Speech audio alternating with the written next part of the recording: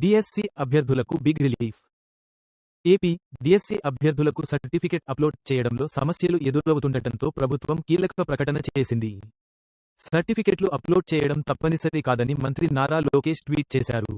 అయితే వెరిఫికేషన్ సమయంలో ఒరిజినల్ సమర్పించాలని పేర్కొన్నారు.